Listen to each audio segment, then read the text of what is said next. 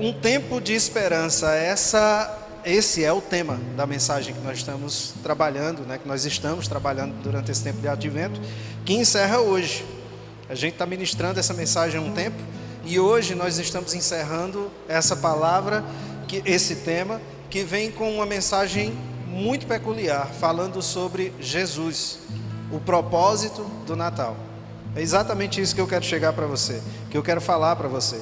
Porque durante todo esse período, uma coisa que tem me falado muito, que tem vindo ao meu coração, é sobre propósito, sobre falar sobre propósito. Porque, por exemplo, se você pensar bem direitinho, principalmente quem é mulher já fez isso. Alguma mulher que já prendeu o cabelo usando uma caneta? Quem já fez isso, levanta a mão, por favor. Pronto. Dá certo, não dá? Dá ou não dá? Eu não tenho esse prazer de prender cabelo com caneta, mas dá certo. Porém, a caneta não foi feita para aquilo. Isso aí não é o propósito dela. Então, se até uma caneta tem um propósito certo, nós também temos. Nós, em algum momento, vamos ter que, de fato, descobrir qual é o nosso propósito. E não é diferente com o Natal. O Natal tem esse propósito. Esse período natalino, há um propósito por trás disso. E a minha pergunta para vocês é: você sabe o propósito da sua vida? Você já descobriu o seu propósito de vida? Alguém sim ou não? Vou deixar aqui para vocês essa pergunta no ar, tá? Mas hoje a gente vai falar sobre isso, sobre essa mensagem que traz Jesus como o propósito do Natal. Muito, mas muito mesmo, né? A gente enxerga e a gente vê muito por aí, quando você está passando pelas ruas, quando você chega aqui na igreja, que você enxerga logo na entrada ali, que você vê enfeites natalinos. Eu não vou falar do bom velhinho, como chamam, do Papai Noel, não vou entrar nesse mérito, mas sabe o que é que me chama a atenção? Muita gente está comemorando o período natalino, deixando de fora a mensagem central. Muita gente comemora esse período de Natal sem de fato entender o propósito desse período, sem entender o propósito dessa data, sem entender de fato o que isso vai trazer de benefício para a sua vida. Então nós temos que pensar, refletir um pouco sobre isso, porque decididamente é um período especial, é um período muito especial. Nós estamos falando do nascimento de Salvador, nós estamos falando do nascimento daquele que há mais de 2000 anos já veio para praticamente levar com ele, aos pés da cruz, todos os nossos pecados, todas as nossas dores, enfermidades, e é como está lá na palavra, é como está aqui dito. Então nós temos que de fato entender que se a gente sair na rua e começar a perguntar às pessoas qual é o sentido do Natal, a gente vai ouvir, na realidade, tanta coisa sem sentido. Eu não sei se alguém aqui já perguntou, né? Mas se você for perguntar, muitas vezes as pessoas vão dar um pouco de respostas que não têm muito direcionamento frente ao real propósito.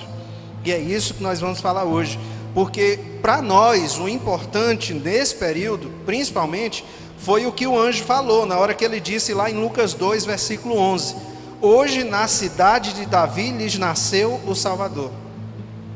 Deus aqui, ele deu uma parada. Sabe o que é, como eu estou dizendo assim, ele deu uma parada. Sabe na hora que você está fazendo algo, aí você para e diz: espera aí, deixa eu refazer. Nesse momento, quando Jesus nasceu, ele deu uma parada, ele se debruçou sobre a história da humanidade.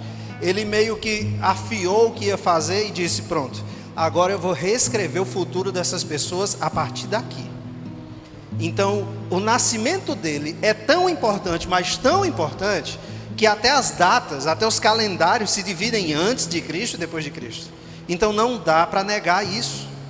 A importância do Natal é muito mais do que só trocar presentes, é muito mais do que simplesmente enfeitar uma casa, enfeitar um lugar, é trazer a nossa presença, a essência de quem realmente merece o mérito por essa data. É o aniversário do nosso Salvador, é a data que ele nasceu, que ele veio para nos redimir. E baseado nessa premissa, eu quero ministrar exatamente sobre isso. Eu quero ministrar sobre os propósitos do Natal. Mas antes eu convido a você junto comigo, vamos orar? Tá bem?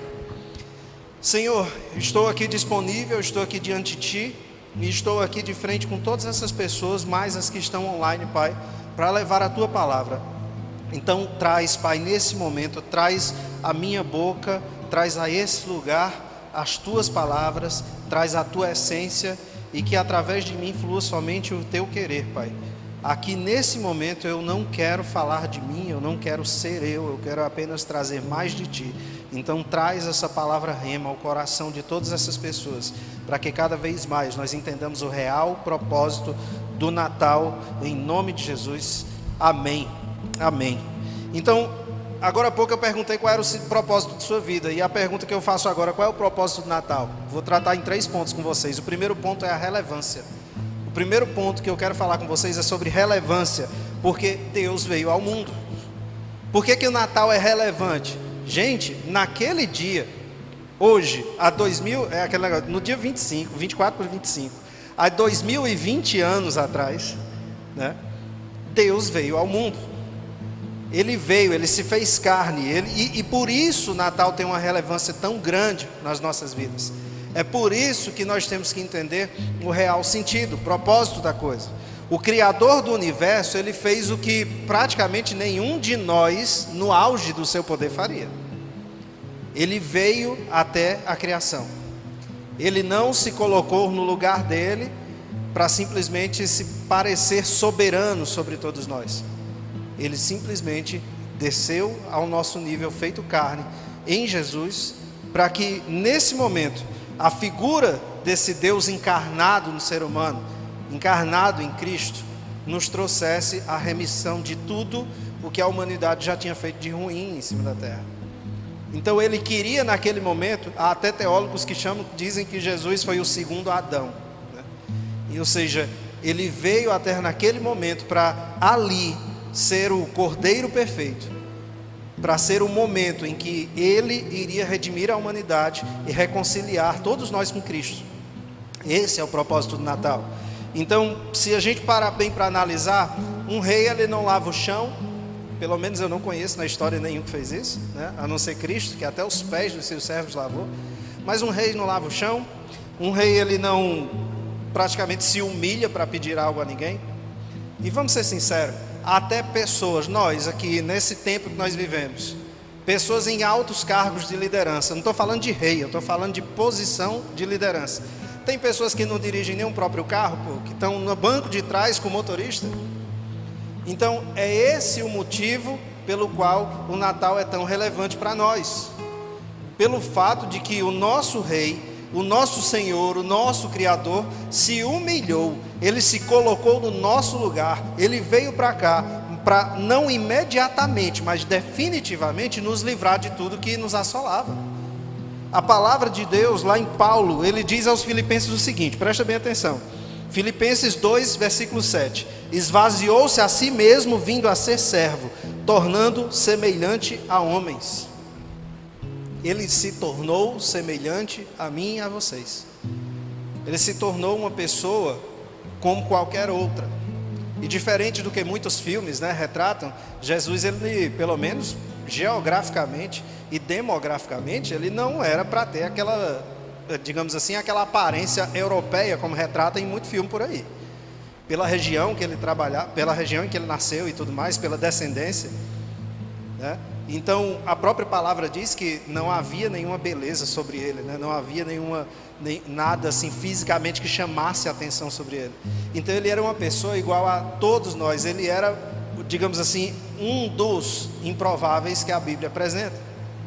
Então, o propósito do Natal, o propósito dessa vinda de Cristo, assim como essa celebração que nós comemoramos ano após ano, ela se torna relevante porque ela anuncia a todos que Deus se fez homem e veio entre nós, e naquele momento ele deixou de ser um condutor do processo, ele passou a ser, digamos assim, um ajudante no processo.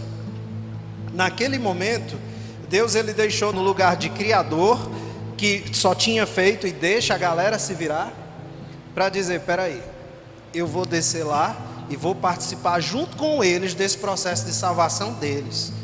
Então ele se transformou em Cristo, ele veio semelhante a homens, se esvaziando a si mesmo e se colocou no meio de nós para isso. Então essa relevância é um dos propósitos do Natal. Deus veio até nós.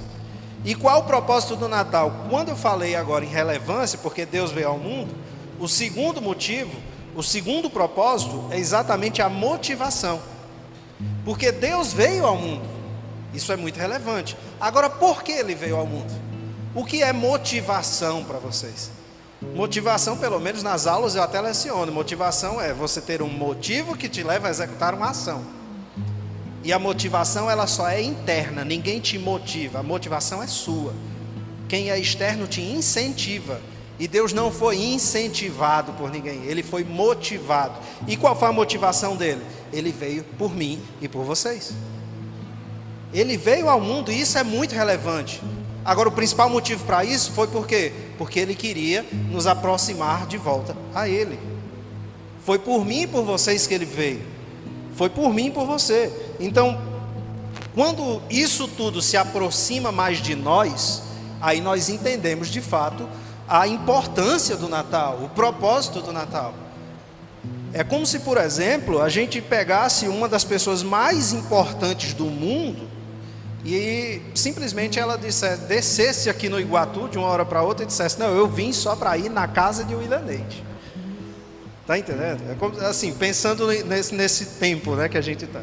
É como se eu pegasse qualquer outra pessoa que fosse muito importante para as outras e tal. Só que aqui eu estou falando do nível de importância tão grande, porque eu estou falando do Criador do universo, o Criador dos céus e da terra. Eu estou falando da pessoa que criou nós. Eu estou falando da pessoa que, naquele tempo, por que eu trato como pessoa? Porque para mim Deus é uma pessoa. Ele está comigo todo dia, Ele está com vocês em todo momento. Cristo não é só um Cristo morto, crucificado.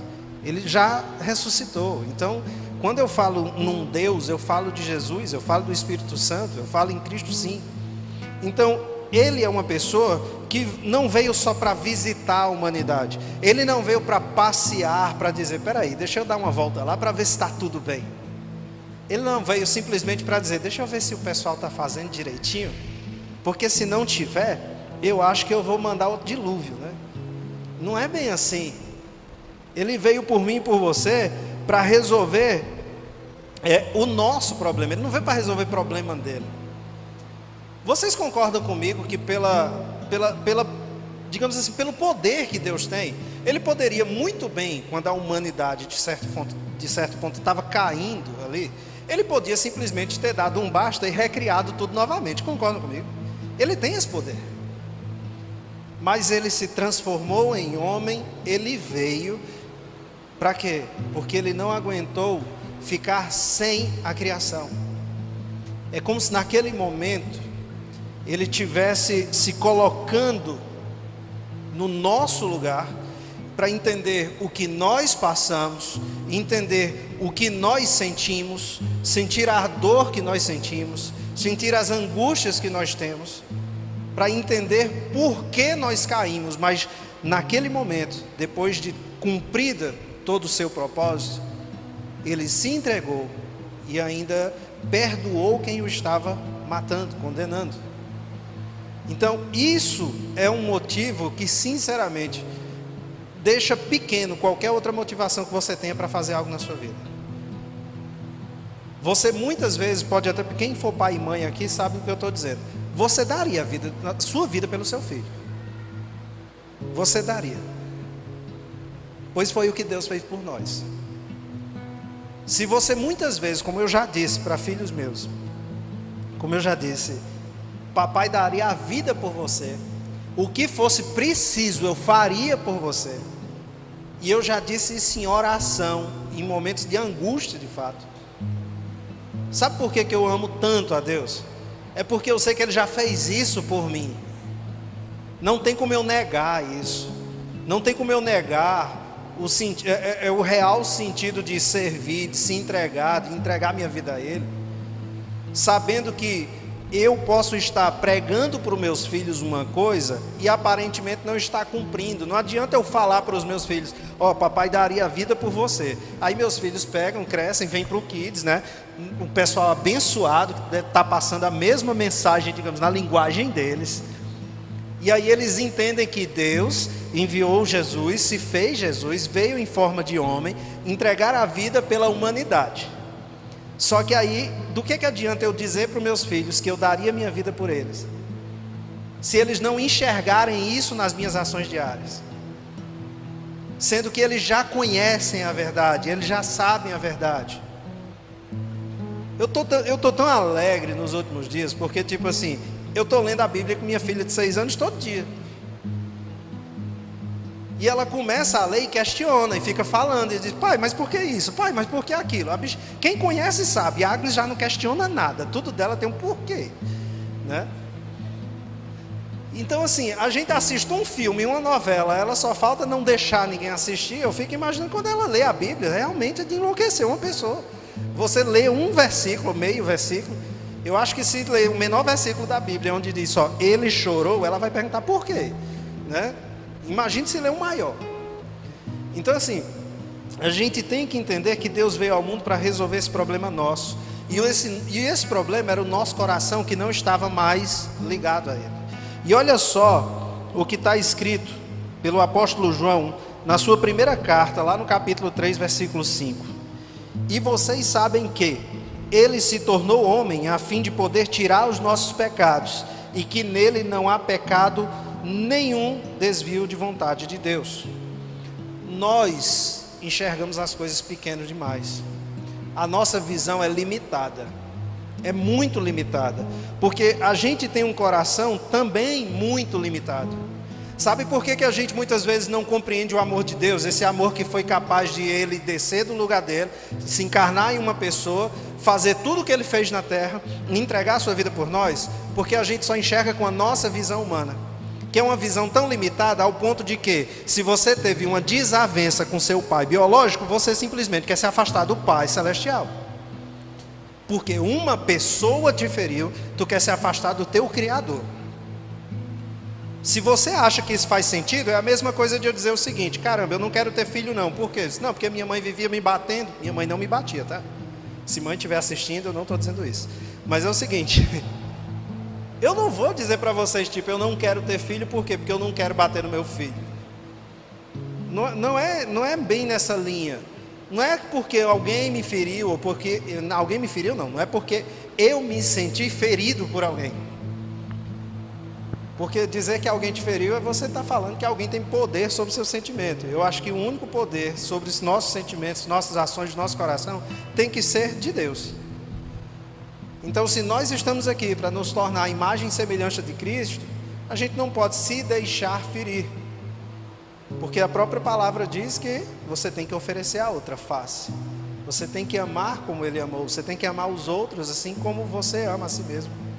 Então, nós temos que entender que a maior motivação de a gente celebrar o Natal é porque Deus veio ao mundo para mostrar o amor de verdade. Para mostrar o que era um amor que rompia todas as barreiras. E o propósito do Natal, ele não para por aí. Porque a gente falou sobre relevância, e foi muito relevante. O Natal é relevante, Deus veio ao mundo. A motivação de Deus para vir ao mundo também foi o segundo ponto, e é um propósito, porque Ele veio por mim e por vocês. Mas o terceiro ponto, esse sim é que é crucial, foi o resultado. O resultado. O resultado disso tudo. Qual é o resultado do propósito do Natal? Eu falo isso em aulas sempre porque minha área é gestão. Gente, se você busca um resultado, você tem que ter um plano perfeito, você tem que ter uma estratégia, você tem que ter meta. E Deus, Ele tinha uma meta. E Deus, Ele queria isso. E o resultado disso tudo foi que nós ganhamos acesso direto a Ele. Nós ganhamos. Aqui pode até estar eu ganhei, mas foi eu e vocês. Vocês podem repetir comigo? Eu.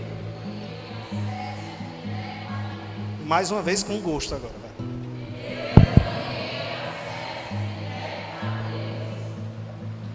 Vocês sabem por que a gente fala de ganhar acesso direto a Deus? Vocês sabem como é que era feito antigamente para falar com Deus? Nós não tínhamos, naquela época, não tínhamos como nós falarmos com Deus. Havia um sacerdote, alguém elegido como a pessoa que faria os sacrifícios e passava por aquele véu do templo para falar com Deus. Nós não podíamos. O que nós podíamos muitas vezes era orar, só que naquela época as nossas orações segundo costumes, ela não era ouvida por Deus. Era após o sacrifício, o sacerdote ir lá. Então, o resultado disso tudo, gente, é porque nós ganhamos acesso direto a Deus. E esse véu, quando se rasgou de cima a baixo, e segundo alguns teólogos e historiadores lá do século I, século II, eles dizem que o véu tinha mais ou menos, já vi em livros e pesquisas isso, que diz que o véu tinha em torno de quase 12 centímetros de espessura e mais de 40 metros de largura. 40 metros de altura, perdão. Era algo realmente grandioso. Há livros que dizem que cavalos colocados nas pontas não rasgariam o véu. Só que Jesus, ao falecer naquela cruz, ao morrer, ao voltar para o Pai, o véu se rasgou. E eu não vou dizer para vocês que foi do nada. O do nada de Deus é complicado de entender. Rasgou. Aquele véu rasgando, ele representava o acesso direto que Deus estava nos dando para chegar até Ele. Eu não dependo de ninguém para falar com Deus, assim como ninguém aqui depende de outras pessoas para falar com Deus. Até uma música que diz, eu não sou cantor, né? Ainda vou falar com Saulo ainda depois, mas eu não sou cantor, mas há uma música que eu amo cantar essa música, eu boto ela todo dia lá em casa, que diz: e o véu que separava já não separa mais, e a luz que outrora apagada agora brilha e brilha cada dia mais. Gente, vocês sabem que música é essa, sabe? Se caso não tenha escutado ela numa versão mais atual, tipo ao vivo, né, do Som do Reino e tudo mais, fiquem à vontade, é de arrepiar. Então, gente, o acesso a Deus, ele foi nos permitido novamente a partir do sacrifício de Cristo. Só que esse sacrifício, ele só aconteceu, óbvio, após o nascimento dele.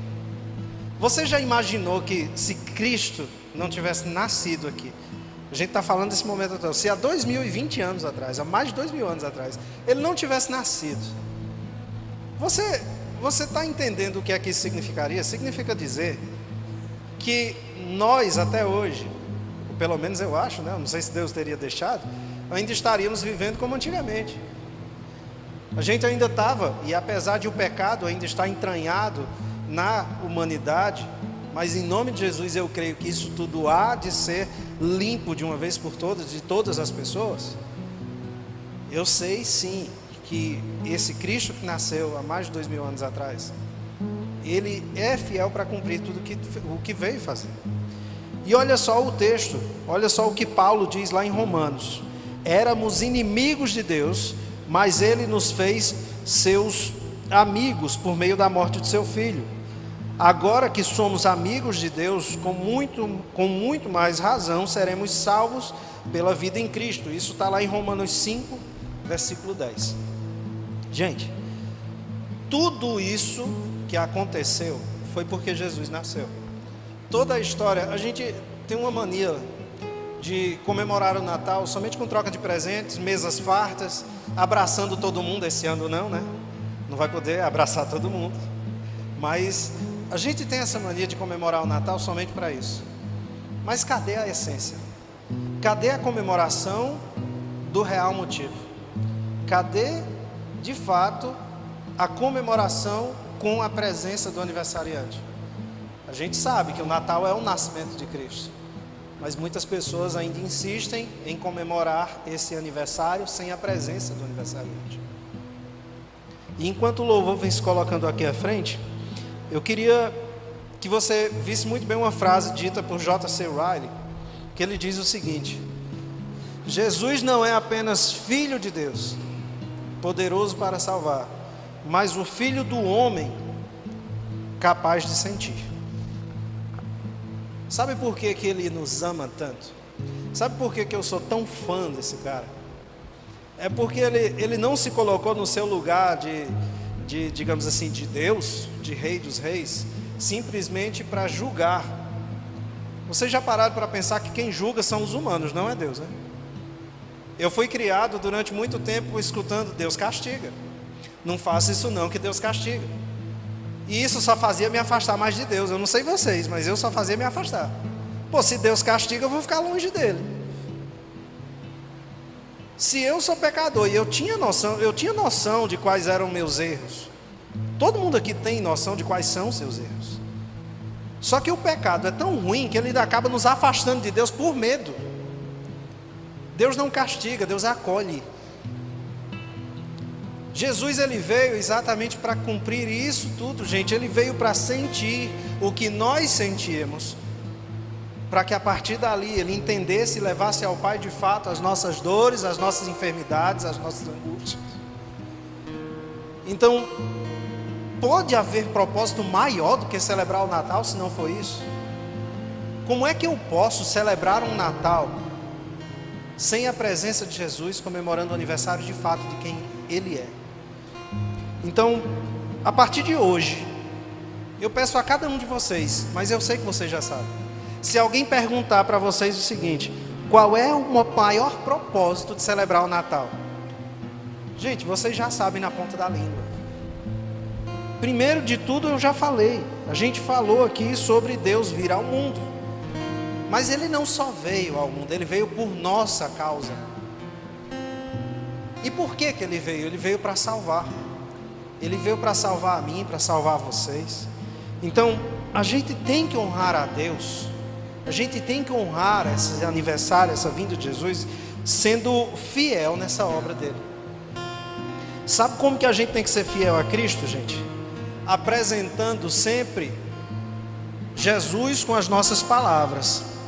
Só que não esquecendo que sempre o Jesus que a gente apresenta com as nossas palavras vai ser confrontado com o Jesus que está revelado nas nossas ações.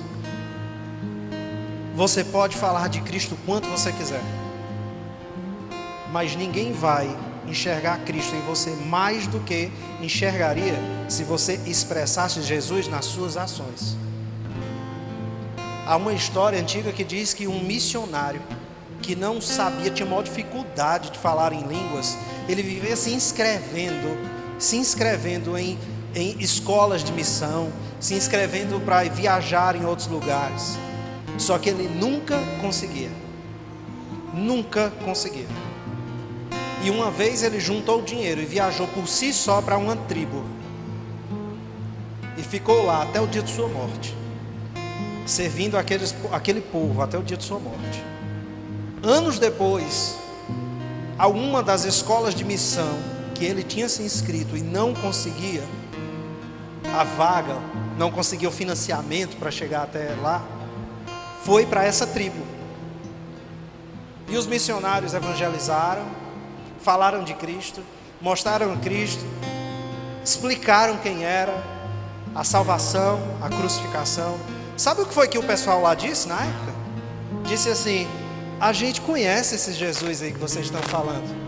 Ele morou com a gente aqui anos, inclusive ele está enterrado aqui. E aí o pessoal, sem entender, perguntou o que estava acontecendo, o que era aquilo. E levando até lá, o pessoal mostrou o local onde estava enterrado aquele cara que não sabia falar outras línguas, que não conseguia que pessoas, utilizando as suas, digamos assim, as suas medidas, fizessem com que ele fosse em nome deles para evangelizar, mas ele foi por conta própria. Quando eu ouvi essa história uma vez, sabe o que foi que me veio em mente? É simples. Eu não preciso falar inglês, eu não preciso falar outra língua, eu não preciso trabalhar diretamente com alguém, eu não preciso entender 100% ou saber decorado todas as palavras que estão nessa Bíblia. Mas acima de tudo, se eu expressar nas minhas ações o Cristo em que eu creio, as palavras do Cristo em que eu vivo, isso sim vai valer a pena mais que tudo. Não é a quantidade de versículos que você posta, mas é a quantidade de versículos que você vive. Isso a gente fala, a gente escuta, e é isso que de fato vai transformar as nossas vidas.